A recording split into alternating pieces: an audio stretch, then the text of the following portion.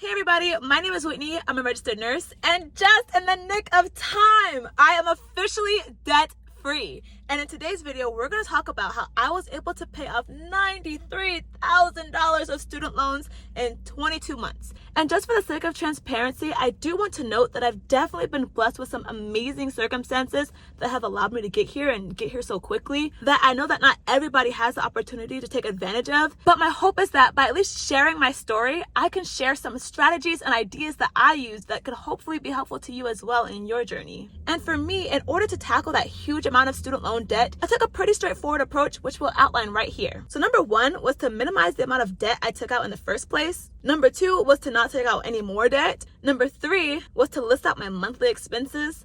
Number four was to see what expenses I can either cut out or minimize. Number five was actually the most important, was to use that information to create a budget I can actually follow and stick to. And number six was to figure out how I could maximize my income so I can make my debt payments larger and larger and get out of debt quicker and quicker. So those were my 6 steps. So let's just talk about what that looked like for me. So number one for me was to minimize the amount of debt I took out in the first place, which $93,000, but it could have been so much worse. So just a little bit about me. I actually have 2 bachelor's degrees. I got my sports medicine degree first because I thought I was going to go into physical therapy school, but I changed my mind and went into nursing instead. You could hear more about that story in this video here. Anyways, that first degree, I actually had a full tuition academic scholarship. I kick myself for not becoming a nurse with that first degree. But anyways, for that degree, I only had to pay for my room and board, which actually was still pretty expensive. I took out $20,000 of student loans for my first 2 years of room and board. But thankfully, I saved a lot of money by becoming a resident assistant my last 2 years. And that meant that I was able to have completely free housing by being an RA in my junior and senior year. So I ended up saving a lot of money that way. The next bulk of my debt actually comes from my accelerated nursing degree, which I did right after graduating instead of going to PT school. And that was around $70,000 because since it was an accelerated nursing program,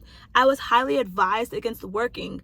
So I took out extra student loans just to be able to live off of throughout that course of the 15-month program. But that number could have been a lot higher though, because one way I was able to minimize some of those living expense loans that I took out was by skipping out on the 1-bedroom apartment that I really wanted. Instead, going on Facebook, finding 3 roommates, renting out a 4-bedroom townhouse, and each splitting up the rent to pay about $600 each. And that decision alone literally saved me at least $15,000, which I could have easily just added to the tab. And although I would have loved to not live in a house of 4 young ladies at times, I am so thankful to 23-year-old Whitney for just sucking it up. Okay, so on to number 2 of my debt-free plan. After graduating, getting my degree, becoming an RN, my loans totaled to $93,000 after growing a bit from interest. So my next step was to not take out any more debt. It sounds obvious, but I've seen so often where people graduate, they get their degree, and they go to celebrate and treat themselves to a BMW, Lexus, Mercedes, 2023 Honda Civic. And the whole time their student loans are just sitting there like,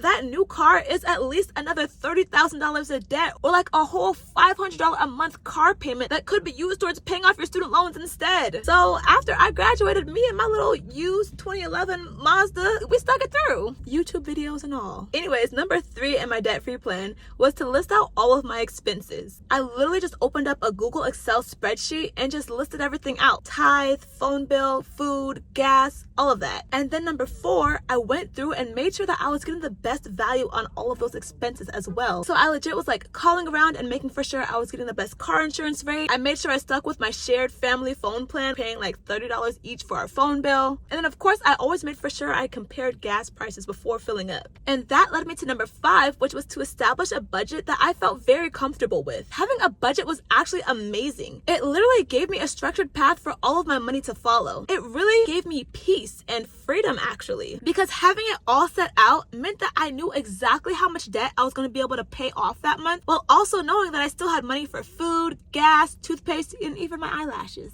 And this led me to be able to see exactly how much time it would take for me to pay off all of my debt. And doing this budget ahead of time with estimated expenses before I actually started working helped me make some incredibly important decisions about my career before it even began. I initially actually planned to stay on the East Coast where I went to school. I absolutely loved the DMV area. All my college friends were there. My college boyfriend at the time was there. And I had a job waiting for me after I graduated, all there on the East Coast. But with these numbers and the starting pay for nurses on the East Coast, I realized that making the significant amount of progress on my student loans that I wanted to would be very difficult if I were to stay out there. And trust me, I tried so hard to make it make sense. But when I compared it to the literal double RN pay in Northern California and the fact that I could live with my family, it made it almost illogical to not move back home to California and start working out here. But the only way I knew that was by actually taking time to sit down and look at the numbers. And speaking of numbers, number 6, my next step was to maximize the amount of money I could make and throw towards my loan so I could get out of debt as quick as possible. So in addition to choosing a higher paying area to work in and being blessed with such an amazing first job in a tough new grad market, once I started working and being able to pick up overtime, I mapped out what I felt was a very sustainable minimum overtime per pay period requirement for myself. I figured that by doing just one double, which is a 16-hour shift,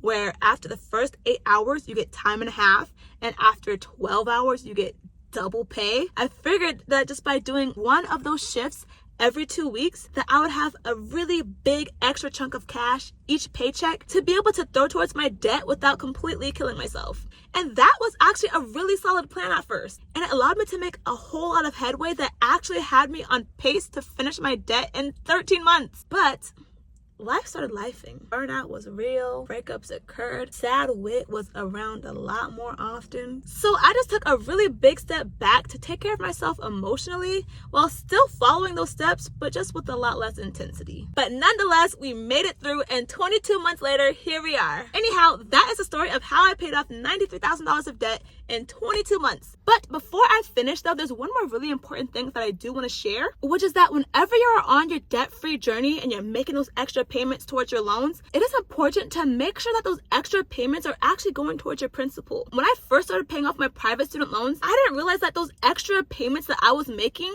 was actually going towards next month's loan bill. So I immediately called them up and they were like, yeah, if you want to pay extra payments on your principal, you need to personally email us every single month, not even every single month, every single extra payment, and tell us specifically that you want this payment to be towards just the principal only. And I was so upset at first because this whole time I was just making extra payments to go towards next month's bill, including next month's interest. So don't be like me. Whenever you're paying off your loans and you're being intense and making those extra payments, just make for sure that with whatever loan servicer you have, that you know how to make for sure that that extra payment is being applied appropriately. Anyhow, that is all I have for today. Actually, last thing, for real.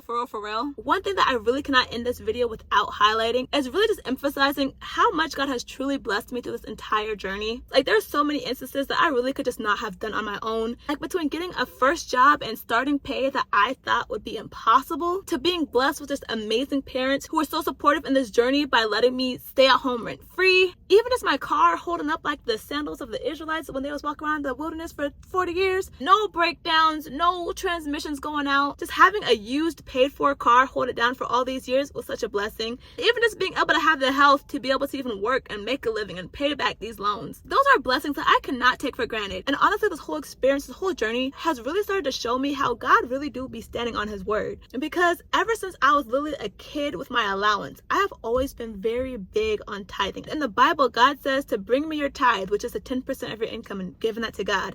And how he says, test me in this and see that I won't open up the gates of heaven and pour out so many blessings that you won't even be able to like store it. Like, test me on this, like test me on your tithe and see. So for me, whether it was my $10 a week allowance, my minimum wage job, or even just through all of this almost $100,000 of debt, tithing has always been very important to me because I feel like it's what God wants me to do. And not even like he wants me to do it for him, like as if he needs my money, but more so for me. It's kind of like building a faith muscle inside of me. But anyways, my whole point is when he says tithe and test me and see if I won't, pour out all these blessings and take care of you, all of those things, I feel like through this whole entire journey, my whole life, he's been so faithful in that regard. And hopefully, if you are of Christian faith or you believe in tithing, I hope that this could maybe serve as encouragement to you to just continue to be faithful, continue to tithe, even through the day, even through the student loans coming back, even through it all, and just trust that he'll be faithful in that regard and that he'll continue to provide. Okay, now I'm really done this time. That is actually all for today. I hope you enjoyed the video. Thank you so much again for watching. See you in the next one.